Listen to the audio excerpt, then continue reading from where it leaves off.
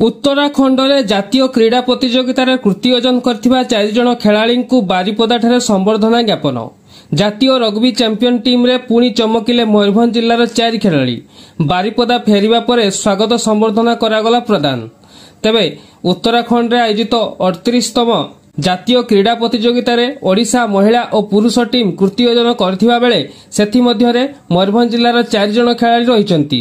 सेमाने हेले महिला दलर संध्याराणी टुडू, पार्वती हांसदा, सुनीता हांसदा और पुरुष टीम रे अजित कुमार हांसदा। सोमवार बारिपदाठारे तांकु स्वागत संबर्धना ज्ञापन कराइथिबारे जणा पड़िछि। तेबे उत्तराखंड रे जनवरी 28 रु 31 तारिख पर्यंत जातीय क्रीड़ा प्रतियोगिता अनुष्ठित होइतिला। एथिरे ओडिशा रग्बीर उभय महिला और पुरुष टीम अंशग्रहण करथिले। उन्नत क्रीड़ा प्रदर्शन करी जातीय स्तर रे महिला टीम चैंपियन होई स्वर्ण और पुरुष टीम ब्रोंज पदक हासिल करचंती। तेबे बारिपदा स्थित फ्यूचर स्टार स्पोर्ट्स एकाडेमी रे एमाने प्रशिक्षण नेउथुवा बेले एकाडेमी पक्षरु संबर्धना जणा जायतिला। तेबे सोमवार बारिपदारे खेलाड़ी माने पहुंचीथिबा बेले तकतपुर रु फ्यूचर स्टार स्पोर्ट्स एकाडेमी पर्यंत एक विराट शोभायात्रा रे पाछटी निया जायतिला।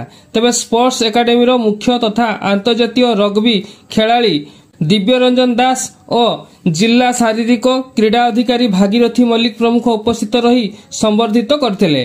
तेबे जातीय स्तर रग्बी खेलाड़ी जिला पई गौरव आनिथिबारु विभिन्न महलरु मध्य तांकु स्वागत संबर्धना प्रदान करायैतिला।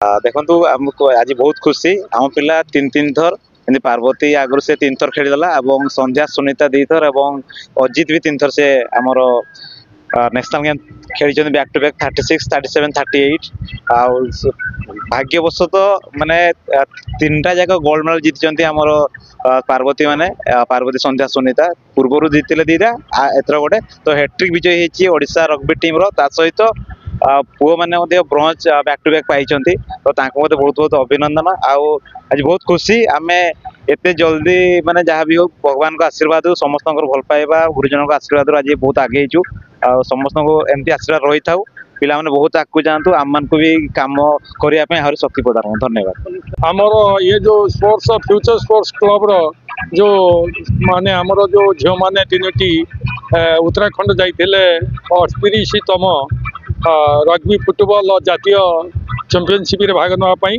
से चैंपियन नहीं फेरी जो उत्साह आम मानक फ्यूचर क्लब तरफ एवं आम मयूरभंज शिक्षा जिला तरफ आयोजन कर दिव्य रंजन दास ये फ्यूचर स्पोर्ट्स क्लब को आगे नबार सहायक होती सहयोग आम समस्त करूँ ये प्रकार कार्यक्रम आगू चली रम मयूरभंज जिला स्पोर्ट्स क्षेत्र में फ्यूचर स्पोर्ट्स आगू बढ़िया ये टाइप उन्नति कर आशा आकांक्षा रखी रोचु। धन्यवाद।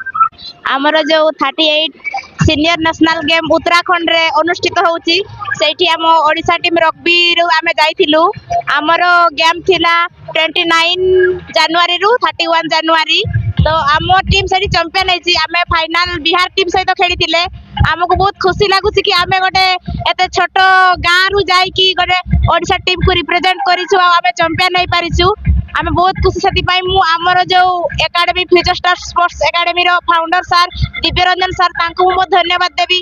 ता सहित जो आमर अछंती सपोर्ट करूथिबा समस्त सर जेमति कि देवाशीष सर आ कलेक्टर सर आउ समस्त अछंती समस्त को मो धन्यवाद देवी कि तांकर एते सपोर्ट जगु आज आमे एई जगह रे पहुंची पारिछु। आउ आमर गार्डियन बापा माँ आउ समस्त एते सपोर्ट और आशीर्वाद जगु आज आम ये पहुंची पारिछु।